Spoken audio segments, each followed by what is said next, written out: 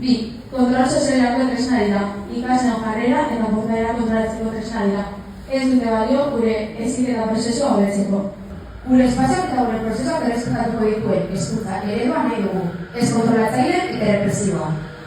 Guk ikasleon zen hezkuntza komunitatearen baldintzak hobetuko dituen, baliabideak behar ditugu, duinak izan daitezen.